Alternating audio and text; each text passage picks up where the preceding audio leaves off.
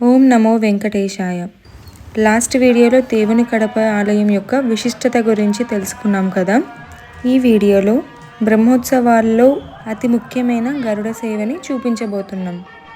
గరుడ అంటే శ్రీ మహావిష్ణువుకు అత్యంత ప్రియమైన వాహనం. భక్తి, విధేయత, శక్తికి ప్రతీకగా గరుత్మంతుని మనం పూజిస్తాం. అలాంటి గరుడ వాహనంపై శ్రీ వెంకటేశ్వర స్వామి వారు భక్తుల మధ్యకు రావడం చాలా గొప్ప శుభసూచకంగా భక్తులు భావిస్తారు. ఈ గరుత్మంతుని వాహన సేవ సాధారణంగా రాత్రి వేళలో చాలా వైభవంగా జరుగుతుంది. ఆలయం అంతా దీపాల వెలుగులతో చక్కగా అలంకరించబడింది. వీధులన్నీ లైట్లు, తోరణాలతో అందంగా కనిపించాయి. వేదమంత్రాల నాదం, భజనలు, హరినామ సంకీర్తనలు చుట్టూ వినిపిస్తూ పూర్తి భక్తి వాతావరణాన్ని సృష్టించాయి.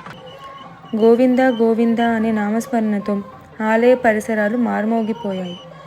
గరుడ వాహనంపై స్వామివారి దర్శనం చేస్తే మన పాపాలు తొలగిపోతాయని, మన జీవితంలో ఉన్న కష్టాలు తగ్గుతాయని, కుటుంబంలో శాంతి, సుఖ సంతోషాలు కలుగుతాయని భక్తుల గాఢమైన నమ్మకం.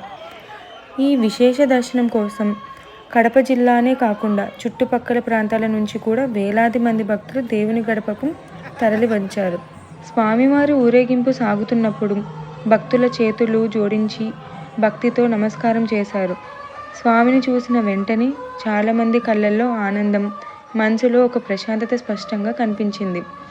ఈ గరుడ వాహన సేవ భక్తుల హృదయాల్లో ఎన్నో రోజుల పాటు గుర్తుండిపోయేలా ఒక మధురమైన అనుభూతిని ఇచ్చింది.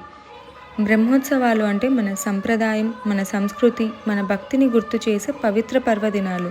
శ్రీ వెంకటేశ్వర స్వామి వారి కృపతో మన అందరి జీవితాల్లో ఆరోగ్యం, శాంతి, సుఖ సంతోషాలు ఎల్లప్పుడూ ఉండాలని మనస్ఫూర్తిగా కోరుకుంటూ ఓం నమో వెంకటేశాయ.